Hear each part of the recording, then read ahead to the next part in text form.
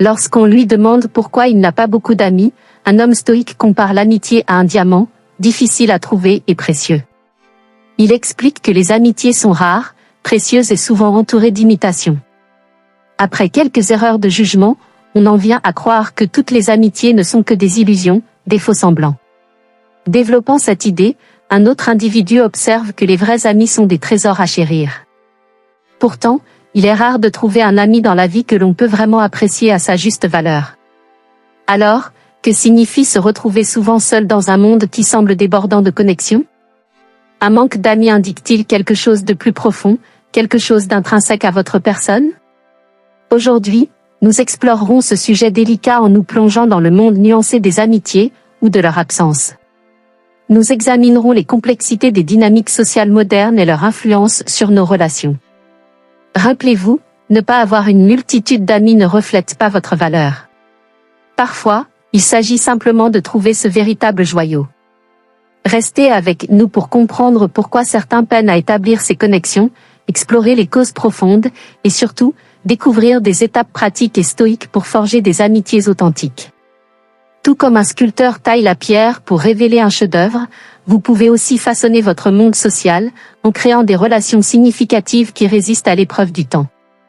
Restez concentrés et embarquons ensemble dans ce voyage à travers le prisme du stoïcisme, avec des esprits et des cœurs ouverts, prêts à apprendre, grandir et se connecter. L'un des défis souvent rencontrés est la timidité ou l'introversion. Bien que nous soyons naturellement des créatures sociales, pour beaucoup, le labyrinthe des interactions sociales ressemble à un puzzle avec des pièces manquantes. La timidité ou l'introversion est souvent perçue comme un obstacle, mais imaginons plutôt ces traits comme des points de vue uniques sur le monde. Au cœur de la sagesse stoïque se trouve l'art de transformer les faiblesses perçues en force. La première étape consiste à accepter votre nature. Rappelez-vous Marcus Aurelius qui a dit « Acceptez les choses auxquelles le destin vous lie ». Votre introversion n'est pas un défaut, c'est une force silencieuse. Il s'agit de réaliser que votre parcours est différent, mais pas moins valable. En acceptant qui vous êtes, vous vous libérez des chaînes des « et si » et des « devrait être ».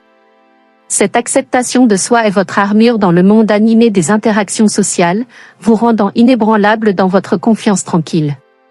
Parlons maintenant du moment présent. Vous êtes à une réunion, ressentant la timidité familière. C'est ici que le stoïcisme brille, il vous encourage à vous concentrer sur ce que vous pouvez contrôler. Votre contrôle réside dans vos actions, vos paroles, votre gentillesse, et non dans les pensées des autres ou le résultat final. Lorsque vous parlez, faites-le non pas pour impressionner, mais pour exprimer. Ce changement de focus, de la peur du jugement à l'authenticité de vos mots, allège la charge, transformant les conversations d'un champ de bataille en un terrain de jeu pour des connexions sincères. De plus, comprenez que l'amitié n'est pas un trophée à gagner, mais un jardin à cultiver. En cherchant des connexions, détachez-vous du besoin de résultats immédiats. Comme Sénèque, qui voyait la vie comme un voyage, considérez chaque interaction comme une étape sur votre chemin, et non comme un test de votre valeur.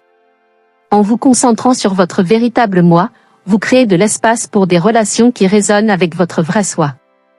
Dans la perspective stoïque, chaque personne que vous rencontrez est une chance d'apprendre, de grandir et de réfléchir, et non simplement un autre ami à ajouter à votre liste. À travers le prisme du stoïcisme, la timidité et l'introversion se transforment des ombres en sources de force. Il ne s'agit pas de surmonter ces traits, mais de comprendre et de les utiliser pour naviguer dans le monde complexe des relations humaines. Les problèmes de confiance sont également un défi. Dans le labyrinthe des amitiés, les problèmes de confiance peuvent sembler omniprésents. La confiance ne se distribue pas comme des échantillons gratuits en magasin, elle se gagne pièce par pièce. Commencez par comprendre vous-même, ce qui vous motive, ce qui vous effraie. Être clair sur qui vous êtes est comme avoir une boussole dans la forêt des relations. Il s'agit de savoir quand ouvrir la porte à quelqu'un et quand la garder fermée. Souvenez-vous de l'arbre qui se tient ferme en connaissant ses racines, de la même manière, sachez connaître vos racines, vos valeurs. Cette connaissance de soi est votre ancre dans les marées changeantes des connexions humaines. Reconnaissez que les gens, comme les saisons, changent.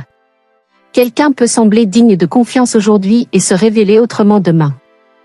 Cela ne signifie pas qu'il faille ériger des murs autour de votre cœur, mais plutôt accepter que le seul constant est le changement. Maintenez votre équilibre émotionnel. Si la confiance est brisée, ce n'est pas la fin du monde, mais une opportunité d'apprendre et de devenir plus fort. Cela ne signifie pas devenir froid et distant, mais être réaliste, comprendre que la perfection est un mythe, surtout en ce qui concerne le comportement humain. Soyez comme l'eau, adaptable, fluide, mais toujours fidèle à votre nature. La communication ouverte et honnête est votre meilleur outil. Si des doutes surgissent, parlez-en, c'est comme allumer une lumière dans une pièce sombre, soudain, les choses deviennent plus claires. Ne fuyez pas ces conversations, elles sont les ponts menant à des connexions plus profondes et significatives. Une conversation peut transformer un malentendu en un moment de clarté. Mais rappelez-vous, c'est une voix à double sens, écoutez autant que vous parlez. Ce équilibre entre parler et écouter crée un rythme, une danse de mots et de compréhension qui renforce les liens de l'amitié. En fin de compte, il s'agit de construire un cercle d'amis où la confiance est la fondation, et non une réflexion secondaire. En ce qui concerne le manque d'opportunités sociales, parfois la vérité silencieuse est que le manque d'amis ne vient pas toujours du fait de ne pas rencontrer de personnes, mais souvent du fait de ne pas s'engager avec le monde qui nous entoure. Nos téléphones vibrent de notifications, mais nos cœurs aspirent à des connexions réelles. Imaginez que faire du bénévolat dans votre communauté n'est pas seulement une manière d'aider les autres, mais aussi un moyen de rencontrer des personnes qui partagent les mêmes valeurs que vous. Que vous plantiez des arbres ou organisiez des livres dans une bibliothèque locale, chaque tâche partagée est un fil qui vous tisse dans le tissu social.